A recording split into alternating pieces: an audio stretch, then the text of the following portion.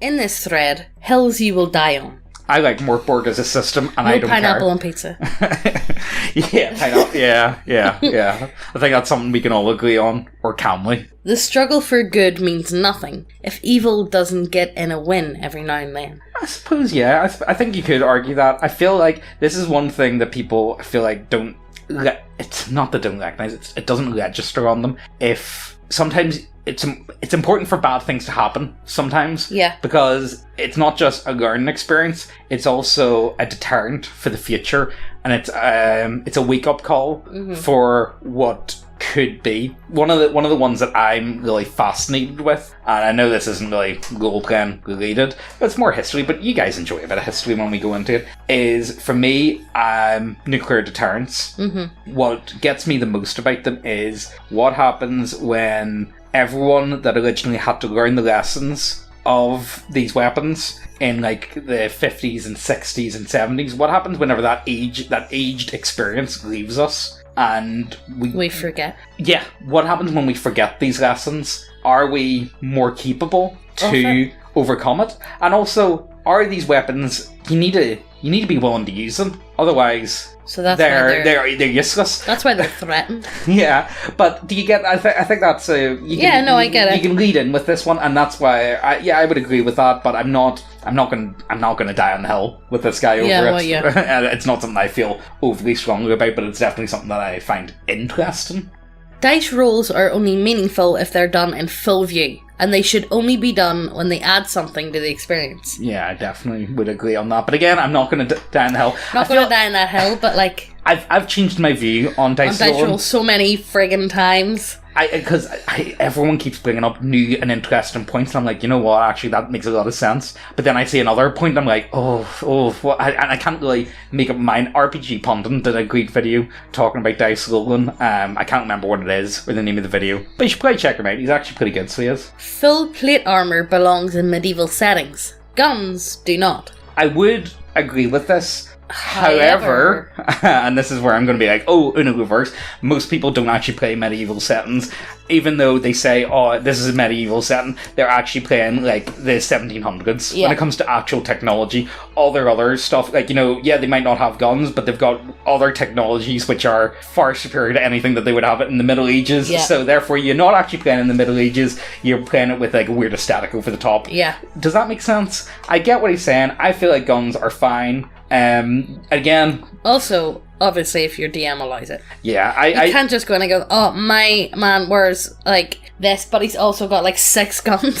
So, well, it would make sense to have like look at most pirates and stuff like that, because you've only got one shot. It makes sense to have like a ton of guns on you. Oh yeah, you know what I mean. Especially if you're going for like an earlier time period. Yeah, you can't just do it and be like, no, but this is what I'm playing. The DM, no, you're not. Yeah, if the DM turns out and says we're not having this, we're not having this. There's no guns in my system. But I'm sorry to say, guns did exist back then.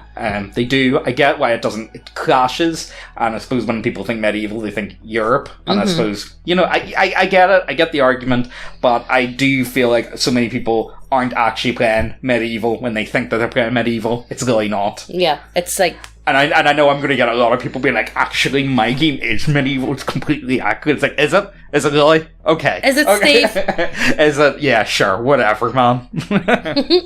No tabletop RPG is worth paying money for. The industry is a scam. No, I don't think so. No. I think if you want a decent game, you're going to have to pay for it.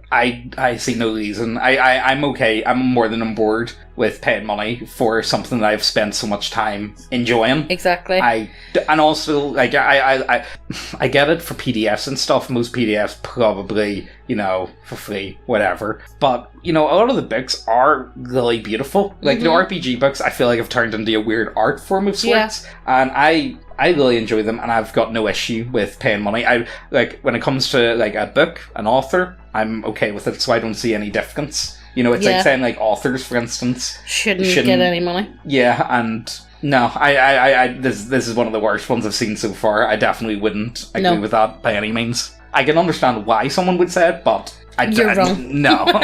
The tendency of people to avoid homebrew and even suggest that it is some sort of problem in the tabletop community is severely damaging it. Game designers are not better at game design than you are. I don't know. I've seen some horrible homebrew in my time. Yeah. This is not a video game or movies. The only thing they did was sit in front of a keyboard and type out a bunch of crap. You can too. And it's likely the thing you and others make are more fun. Yeah, homebrew should be vetted, but sometimes the intended play of a game is beyond wacky, and the more fun option is to drag the sacred cows out from behind the barn and turn them into a new fancy pair of leather pants. I completely wholeheartedly agree with this. For the most part anyway, I do feel like your DM should know, if you're in a good group, your DM should know what you're like as a player and what you are interested in and what he can also work with you on the subject. You know, does that make sense? I feel like, you know, any system, any game, it's a solid starting point. Look at everyone that I know that uses pre-written modules for campaigns and stuff. They always end up just taking that as a base layer and working in their own stuff around it. I'm sorry, but even just look at video games. Yeah. Look at the amount of mods on video games. Yeah. And it makes the game better. Yeah, it just does. You tell me you played GTA without at least one mod on it. Yeah, you're lying. That's very true. I do feel like mods, and it's not just that, it changes up the way you play, and it changes. So say a game, like, okay, everyone here's played Skyrim. Yeah. Everyone here has probably played Skyrim for a couple of 100 hours.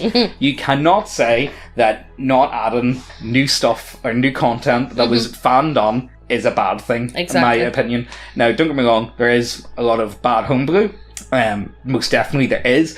But there's also a lot of good stuff, and there's a lot of stuff that should be looked at and should be considered at the very least. And I think I would definitely die on this hill with this fella. I would die on this hill too. This is the first one I think I've came across which I would wholeheartedly 100% agree with. Most of the other ones have kind of been like, yeah, I get your point, but I'm not fussed on. In combat, if chance decides your character dies, then your character dies. I don't crap myself crying whenever a random goblin or something kills my PC. Even if I played them for years. As long as the odds were legit, then I'll be alright with it. Why bother playing in a combat-orientated game if you don't want your character to die by chance?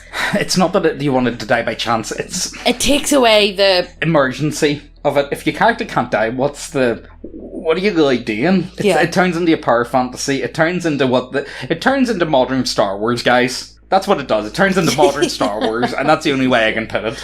It just feels very pointless, and it feels like, what are we doing here? Yeah. Like, you know, yeah, definitely. But again, at the same time, it takes away the thrill of the game. I like it when characters die in important moments. I like the drama. Maybe I'm too much into the drama, and maybe if a character is going to die, drama. Yeah, but if a character is going to die, I want it to be at a good moment. I don't want to die to Bandit 578. Yeah. You know what I mean? Does that make sense? Or Goblin 97. Like, come on. Give me at least a good death. Like, if I get slashed by the bandit and let's say I'm on 1 HP, and it's just, or I get poisoned or something, at least let me like fizzle out in a good moment. Yeah, give me something. Although I feel like my stance has kind of shifted on this slightly since I've started playing Workbook, because you can't, like, we've been using the character generator, and sometimes you end up with a character with 1 hit point, or sometimes you end up with a character with 3 hit points, and, like, you know, the weakest weapon does D4, so you got a chance of dying. You know what I mean? Like, you do have a chance of dying, and your own magic abilities can kill you, you know, so I'm getting more, like, you know, I'm cycling through way more characters, but it's also forcing me to adapt to new playstyles and new role-playing, and I'm actually really, really enjoying this, and I feel like that's also why I enjoy one-shots so much. I think our channel is now a one big massive advertisement for Morkborg. I'm really enjoying it, guys. You know the thing is, so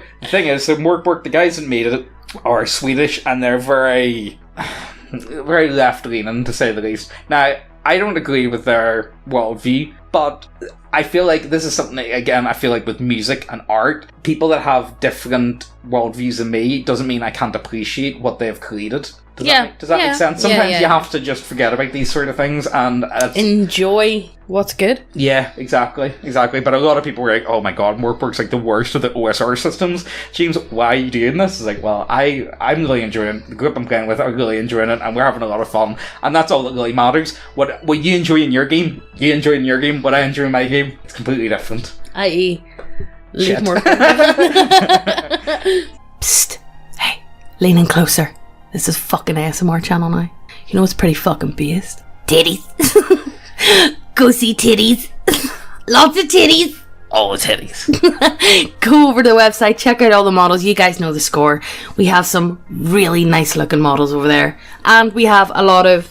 It's sci-fi gothic? Yeah. Let's call them sci-fi gothic. And if models isn't your shit, we have loads of subclasses and we keep adding them every other week or so. We add a lot. We got a lot. Look, we've got big brains. We add shit. But yes, go over to the website, check out everything. If you haven't subscribed, what the fuck you doing? Hit subscribe, hit the notification bell as well, and let's get back to the video. Every week we're going to be doing a giveaway of the new pinup model of the month, or if models isn't your thing, all of our homebrew content. If you want to be in with a chance to win the giveaway, all you need to do is subscribe. That's it. Hit the subscribe button. That's it. Do it now. But last week's winner was this guy. Well done! Yay! Round of applause. Everybody stands up and claps. But enough of that. Let's get back to the video. Steampunk and steampunk derivative aesthetics. Frig. Dieselpunk, for example, in fantasy are amazing. They're weird. I'll hear this guy out. I'll hear what he's going to say. And generally, fantasy settings with a steampunk twist tend to... Where's the rest of the sentence? I think you need a full stop there. Keep going, just. The aesthetics become amazing background flavouring on top of a good story and setting that makes it all the more better. Fantasy superstructures that look impossible to build without magic or endless supplies of slaves will always be good kino. The majority of the silliest and over-the-top settings can seem less silly when there's good, well-executed art to present them. It's all about presentation. Okay, you know what? I'll give him something. I will give him something. So I for the last while in my D&D game we've been playing Spelljammer, and Spelljammer is a really silly set. Was that fair to say? Everyone can agree. It's kind of wacky. Yeah. It's kind of out there. It is silly. It's Age of Exploration in space. Yeah. You know what I mean? It is wacky, and a lot of the gore is wacky as well on top of that. I get what he's saying. I do get it, but steampunk. Dieselpunk. They will never be cool in my eyes. I just haven't seen it be done very well, and anything that I have seen has been very surface level. Mm. And it's alright to be indie, but you see, whenever you start dressing like it, my guys, please stop.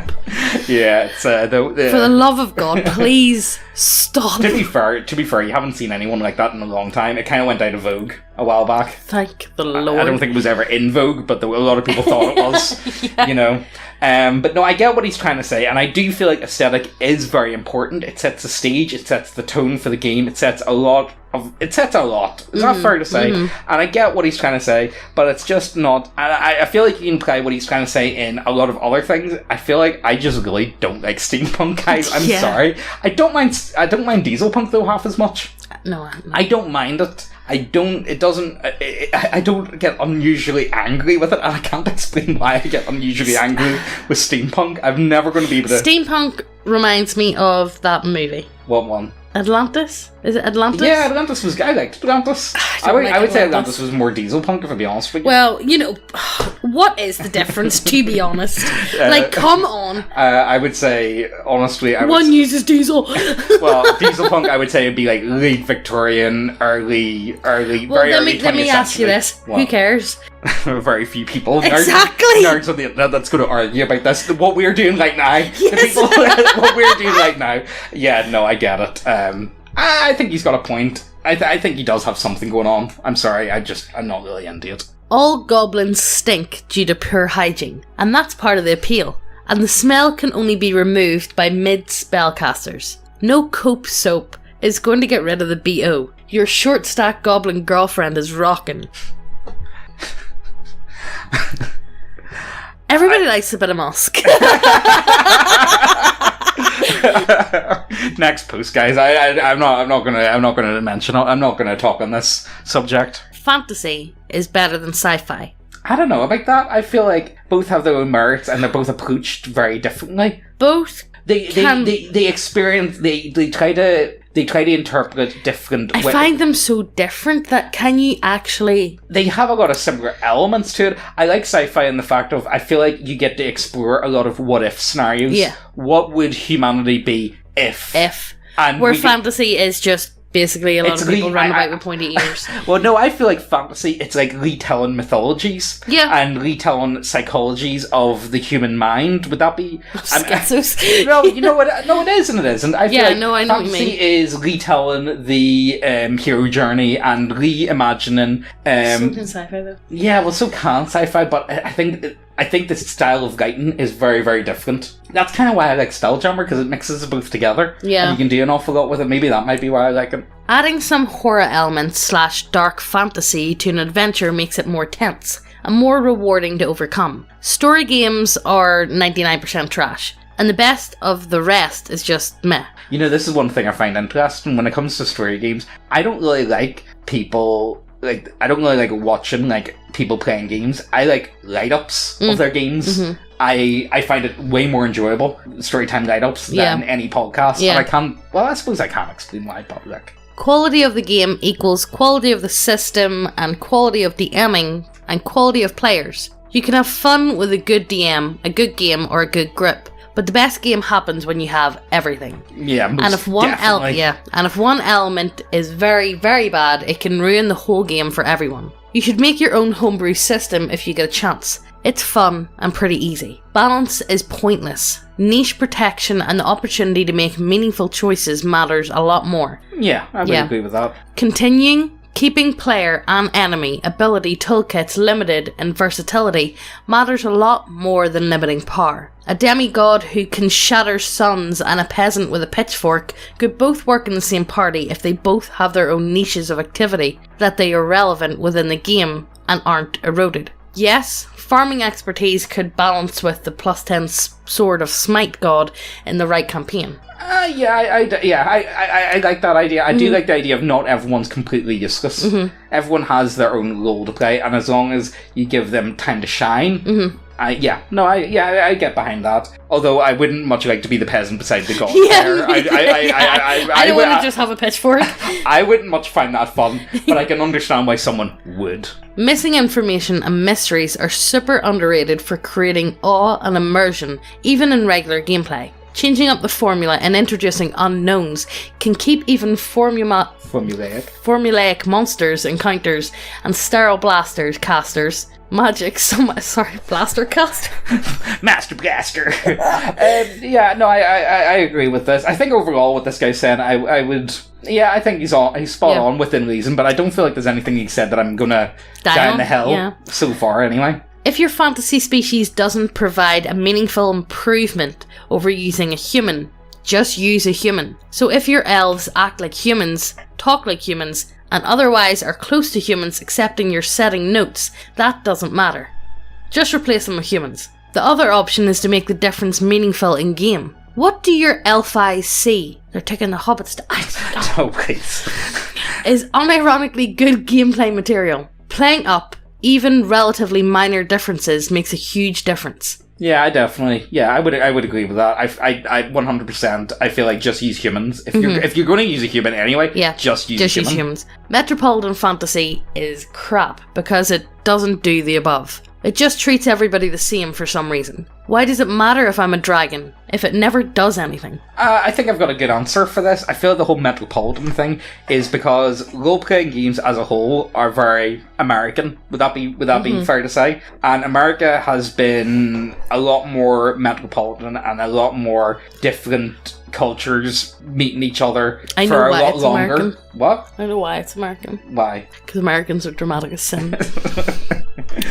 Tell me they're not. Yeah. Even the Americans in the comments were like, yeah, well. Yeah, okay. You got us there, guys. Yeah. But, I do feel like that's because... And I feel like that's why it has become more popular in role-playing games, because, again, it's the American experience. I feel like a lot of stuff that we come across, or a lot of the... I always have to remind myself this, a lot of the games we play, and a lot of, if it's pre-written, it's done by an American, and of course, an American has their own different worldview from someone like myself who lives in Northern Ireland. Would that be fair to say? Yeah. So, therefore, the way they it's so weird because I feel like a lot of Americans have a hard time grasping this, and I've really experienced it a lot because I spend a lot of time talking to Americans, and Americans, yeah, yous are all different, but yous are all very similar at the same time. Extremely similar. Whether or not Canadians want to admit this or not, but Canadians are very similar to Americans. They're more similar to Americans than what they want to let themselves believe. Although Australians, I think, are very different. Australians, I think, they're more Australians British. are us, but Different. we've been in the sun too long. yeah. I've noticed that even with Australian writing, I get sometimes it does feel like, especially in text format, if I know I'm talking to an Australian, I do feel like they are more English. But does that make any weird sense? Yeah. But yeah, to get back on point with the whole metropolitan thing, I do feel like it's very American, and I feel like that's a part of the American psyche coming out to play, and it's something that I feel like a lot of people don't pick up on or notice. Yeah. This is one of the big things with Northern Ireland, per se. We have got, like, look at the way me and Megan talk. We talk very, very differently, but we're only born a couple miles apart. Like, literally, like, 4 miles apart. Northern Ireland has about 1 billion different dialects or ways of speech. Within, like, a 10-mile radius, I'm not even joking. And compared to, like, okay, Americans, you guys definitely I'm considered posh. Yeah, Megan is considered very posh, very well spoken, you know, and even the words. Even though I can't speak. But you get what? Do you guys get this? Or other Europeans have noticed this? Like, you know, there's a big difference between a Frenchman and a German. For instance. Sure, what was it? What's his name? Who? How have I forgot his name? Arnold Schwarzenegger. Yeah. He tried to do something. Was it not? And they said, no, you're just a country boy because his accent was completely different. Yes. He said he would do the lines for the Terminator in German, but they said, nah, you've got like this weird like, country bumpkin accent. So he said, because a lot of his movies when he was younger, he's like, yeah, I'll just do them in German. Sure, you guys are going to dub them over. I can do that, no sweat. Yeah. They offered to do it. It's like, it makes sense. Like, you know, why not? And they're like, nah, no thank you.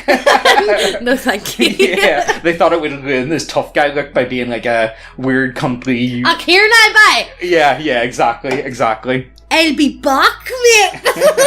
But yeah, I think that's where we would end it.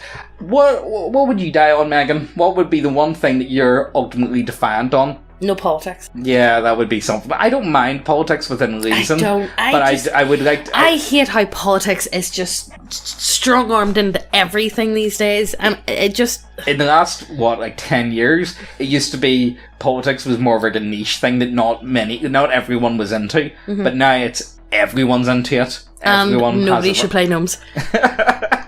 Yeah, gnomes have no place in... No place in anything or my garden. Gnomes have no place in human society. Yes! Yes! Vote Neckbeardia for no gnomes! Yeah. For me, I think my one... I think I'm going to take it from yesterday's video, or I don't know if it's yesterday's video, I don't know what time when we're uploading, but for me, I think it's don't let other people dictate to you what you enjoy. Mm-hmm. That's the one thing that I think is very, very important.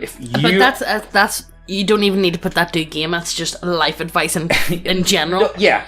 But I suppose, but I'm using it specifically for games. Yeah. We say 5th edition isn't that good a lot of the time. But if you and your group really enjoy 5th edition, who am I to say anything? Yeah. You know what I mean? If you guys are enjoying it, 5th edition has a lot of problems, but it's definitely a playable system. It works. It's fine. It's got. I think it's more the people. It's the issue than the actual system itself a lot of the time. But that would be my key one. My key one is don't get upset or don't take. And again, people would say oh, you play role-playing games? Oh, how nerdy is that? Or I got this quite a bit back in my old job. Sometimes I would do a split shift and I would come in and I have paint on my hands from painting 3K models. And people would ask me about it. It's like, oh, what are you doing? It's like, oh, I'm painting. It's like, why do you do canvas or what? Or why would... And they get really interested in it, but then it's no, it's more models and stuff like that, and then you can just see the look on their face, go you absolute nerd. But why would you let something like that bother you? Or why would you change who you are for someone else? It. Who cares? Yeah, exactly. And so many other people just have such boring interests. If your main hobby is just watching football, if your main hobby is just sitting watching football, never playing it. or even just watching Netflix. Watching Netflix is my hobby. I feel like don't get me wrong, it's a lot of fun, but ultimately, I my feel hobby like at the minute's doing laundry, apparently. yeah, well, you're very good at it, hobby. You know, It smells very nice. I appreciate your laundry. Okay, but yeah, I think that's where we're going to end it. What are you going to die on? What's the one what thing? hills are you going to die on? What are you Let us know ultimately your defiant hills. on? Yes. Down below. And while you're down there, check out the links to the website. Some banging models over there, boys, I'm telling you. And the subclasses. Before we leave you. And also, because no one stays this long, today, in an hour's time, if you're already watching this, check it out. Megan's uploaded our first video on her channel in over a year. And we're planning on keeping to it every Wednesday.